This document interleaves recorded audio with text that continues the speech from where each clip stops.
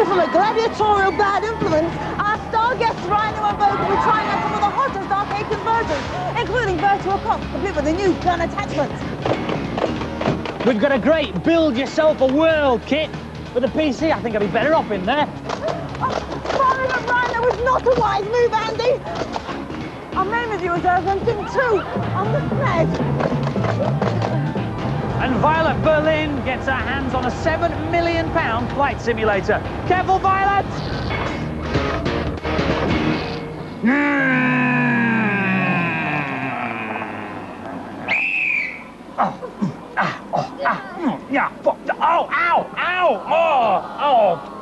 I'm not playing these rough games anymore.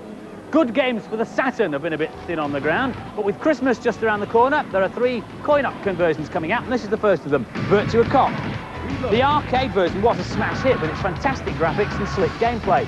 So when the programmers started work on the Saturn version, they tried to copy the original as accurately as possible. They spent months trying to cram in all the sprites and features of the arcade version, and the end result is an almost identical game. You can play on your own, you can team up with a friend and take on the criminals in a fast and furious shoot-'em-up. The 3-dimensional bad guys jump out from behind crates and you pick them off one by one whilst trying to avoid tagging any of the hostages. Vogue's been blasting her way through it for us. You like this, don't you? I've got used to this one now, Yeah, it's pretty cool. Good, isn't it? How do you reload your gun? You have to reload it outside of the screen, which is something you have to get used to. It's a bit inconvenient at first, but you actually do get quite used to doing that. Have you played it in 2-player mode? I have had a look over with Rhino earlier, and it's quite off-putting with 2 people because you never know who's actually shot anybody, so I prefer playing on my own. So it's a good game. It's a very good game. But it's better in single player. It certainly is. Oh. This is the home version of the mega arcade hit Sega Rally.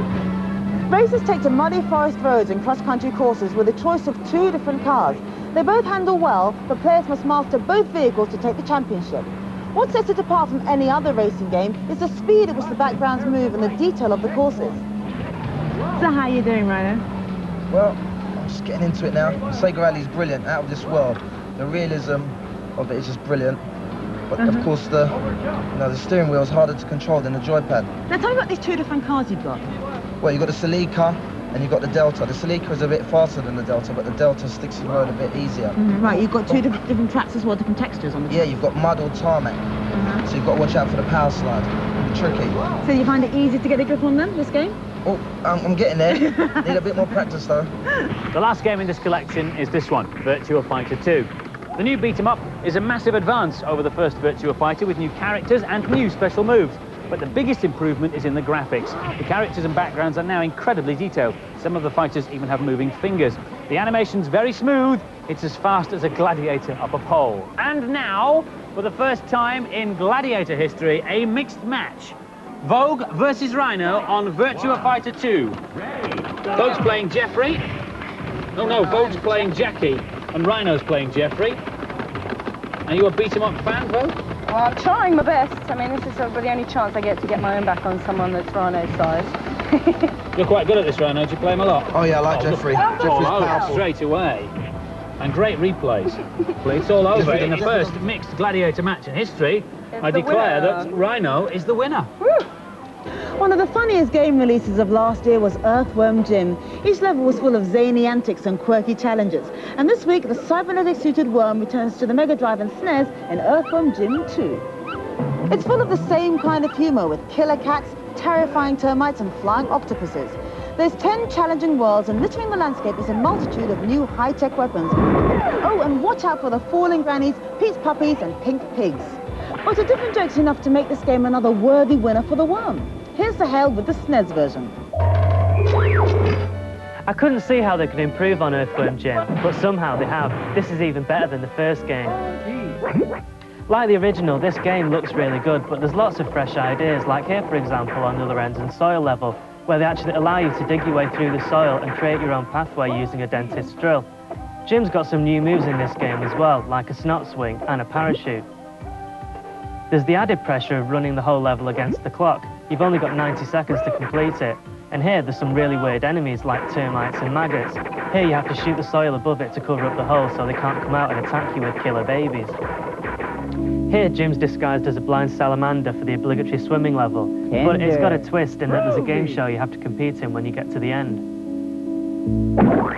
The questions are really weird, but it doesn't matter what answer you give because it sends you through to the next level anyway. On this level, you've got a different viewpoint, and as well as avoiding the flying pigs and the cannonballs the ships fire at you, your task is to push that bomb attached to the balloon to the end of the level. There are some rockets to help you along the way, which you can hitch a ride with to make yourself go faster, and if you go too far, there are some rockets which take you back in the other direction. Earthworm Jim 2 is one of the zaniest games of '95. It's an essential purchase for Christmas. It's mind-blowingly funny. It kept me in stitches. It's the best sequel I've ever seen. I'm not usually a fan of platform games, but this is excellent. It's very imaginative. And the scores for Earthworm Jim 2. It's a strong contender for the Christmas #1 with 5s all round.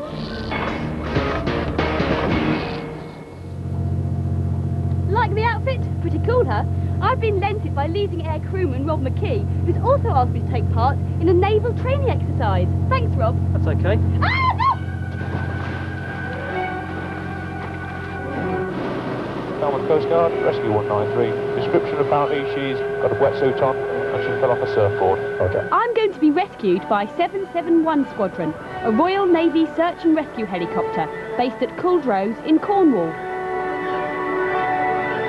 I got a visual. Exercises like this are important, but they're only part of crew training. Pilots have to learn to fly in a variety of different weather conditions, because in a real rescue, they might have to go out in high winds, rain or fog.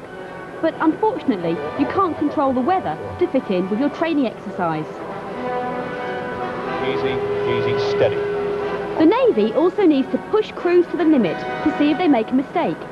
But you can't do that out here, because when you're flying just 50 feet above the sea, a mistake can be fatal. Of course, pilots will tell you there's no substitute for flying.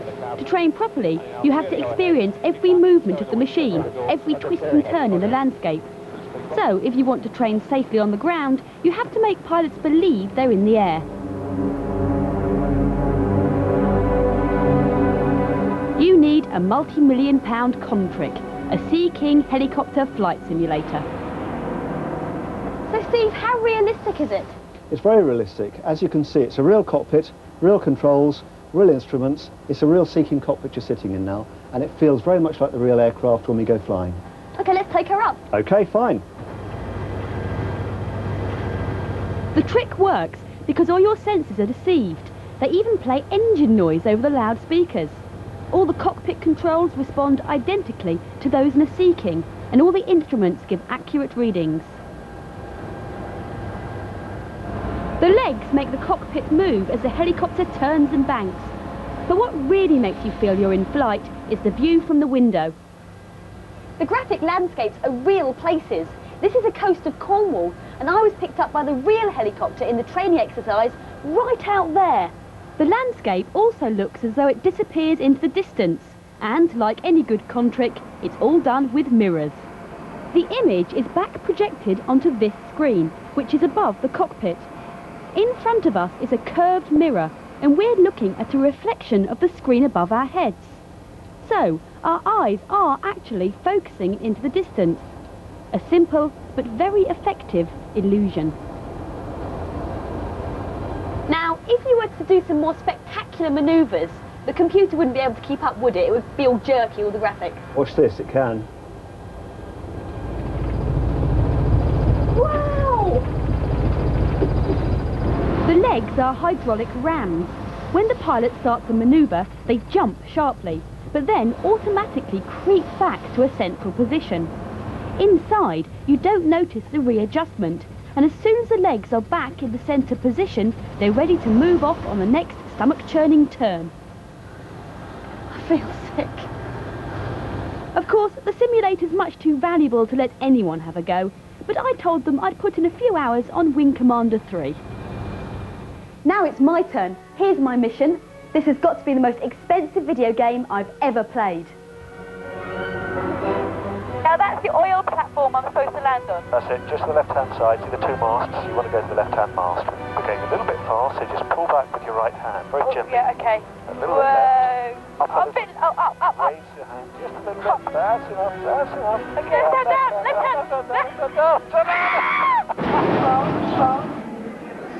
Violet Berlin flying like she drives. Apparently, the helicopter crew were winding Violet up before they wound her up. They were telling her there was a shark alert, and if she saw one, she should bop it on the nose.